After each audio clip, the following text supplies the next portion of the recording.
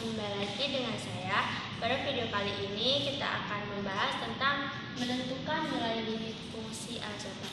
Nah, untuk menentukan nilai limit fungsi aljabar ini kita bisa menggunakan 3 metode.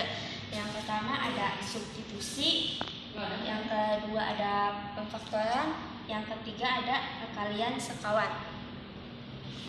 Nah,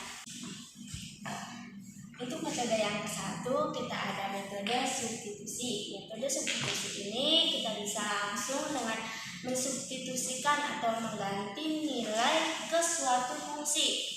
Hasil dari metode substitusi ini kita bagi menjadi dua, ada hasil bentuk tentu dan hasil bentuk tak tentu.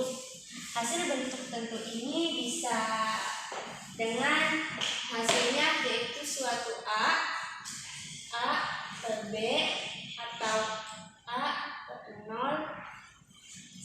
Ini A per 0 itu sama dengan tak hingga, atau A atau 0 per B sama dengan 0. Nah, ini hasil bentuk limit bentuk tak tentu.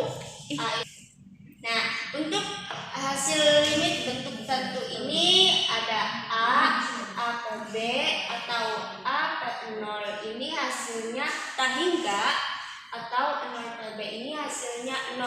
Jadi misalkan suatu limit dengan menggunakan metode substitusi langsung dan muncul hasilnya itu A atau tak hingga atau 0 itu, maka limit itu bentuknya tentu.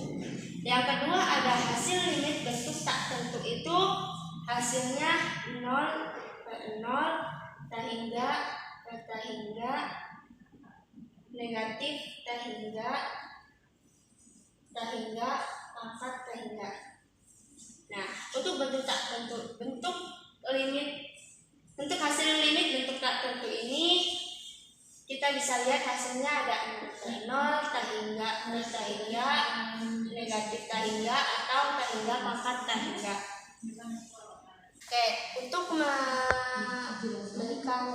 penjelasan untuk lebih jelasnya kita ada contoh soal limit 5x pangkat 3 untuk x mendekati 1.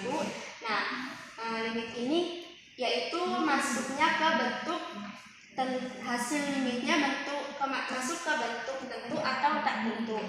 Dengan cara kita langsung substitusi satunya ke nilai x yaitu 5 dikali 1 pangkat 3 dikali 5, 1 pangkat 3 ini itu 1, maka hasilnya 5. Nah, 5 ini masuknya ke bentuk tentu yaitu A. Jadi limit 5x pangkat 3 untuk x mendekati 1 ini adalah bentuk tentu. Nah, metode yang kedua yaitu ada metode pemfaktoran.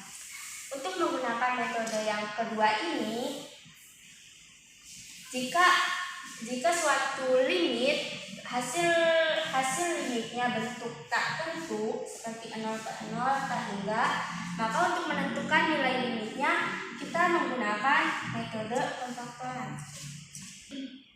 Nah, untuk membuktikan metode substitusi ini kita bisa lihat contoh ini. Sebelum menggunakan metode ini kita cek dulu limit ini menggunakan metode substitusi. Ini untuk x mendekati 0, maka kita langsung substitusi 0 pangkat 3 dikali 0 pangkat 2 plus 6 dikali 0 dibagi 0 pangkat 2 plus 2 dikali 0. Nah, ini hasilnya 0 dikurangi 0 ditambah 0 ditambah 0. Ini hasilnya 0 per 0. Nah, itu hasil limit fungsi ini adalah 0 per 0 ini bentuk tak tentu.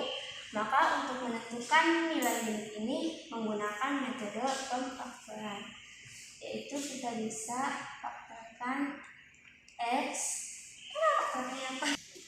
Nah, untuk menentukan nilai limit ini kita menggunakan metode pemfaktoran, yaitu fungsi yang di atas atau fungsi pemberamnya kita faktorkan akan menjadi X pangkat 2 min 3 X plus 6 dibagi untuk persamaan penyebutnya kita faktorkan lagi menjadi X dikali X plus 2. Nah, ini X dibagi X hasilnya 1, kita coret saja, maka ini tuh ada limitnya, untuk masih ada limitnya. Nah, kita tulis lagi 3X plus 6 dibagi X plus 2. Persamaan di atas masih bisa kita faktorkan lagi menjadi limit X dari 0 X plus 2 dikali X min. Nah, untuk persamaan yang di atas kita bisa faktorkan lagi menjadi X plus 2 dikali X min 3. Kita tulis persamaan yang di bawahnya juga. Nah, untuk persamaan X plus 2 di bawah dan di atas sama, maka hasilnya 1. Maka hasilnya X min 3 X min 0. Nah, kita bisa langsung substitusi X-nya 0, maka hasilnya 0 dikurangi 3 yaitu negatif 3. Nah, yang ketiga ada metode perkalian sekawan. Metode perkalian sekawan ini digunakan jika untuk menentukan nilai suatu limit tidak bisa dengan menggunakan metode substitusi dan perpakaian.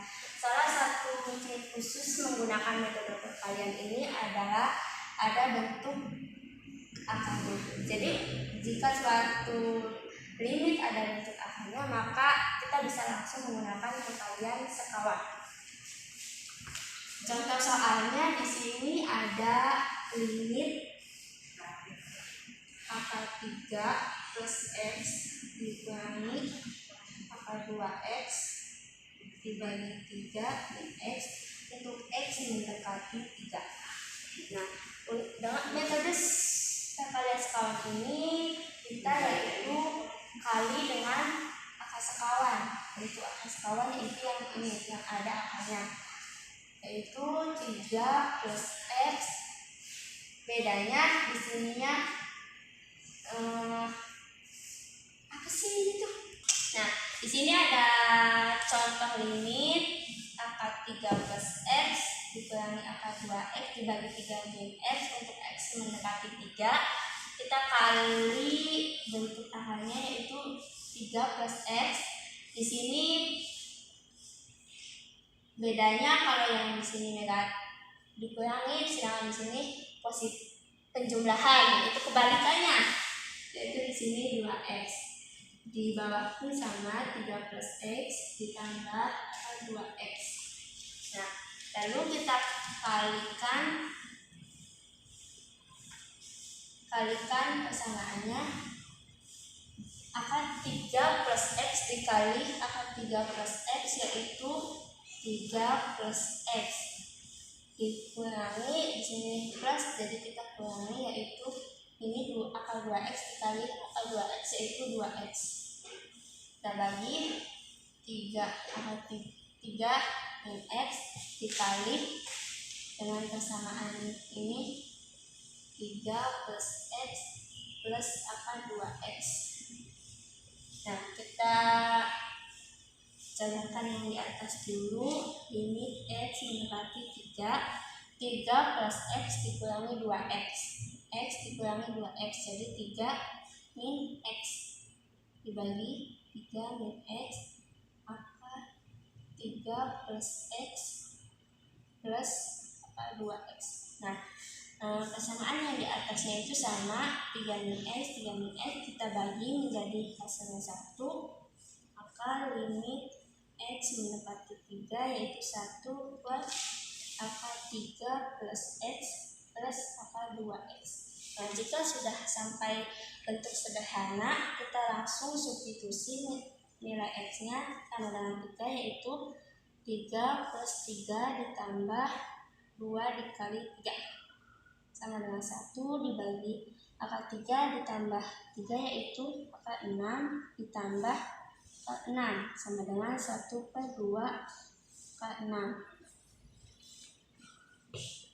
Kita kalikan dengan 2 akar 6 dengan 2 akar 6, maka 2 akar 6 dibagi 2 dikali 2 4, akar 6 dikali akar 6 6, maka hasilnya 1 per 12 akar 6. Maka nilai limit 3 akar 3 plus X dikurangi 2X dibagi 3X untuk X mendapati 3, hasilnya 1 per 12 akar 6. Cukup sekian untuk penjelasan materi menentukan nilai suatu limit fungsi aljabar dengan menggunakan 3 metode, yaitu metode substitusi, pemfaktoran, dan perkalian sekawan. Bila itu wal hidayah. Wassalamualaikum warahmatullahi wabarakatuh.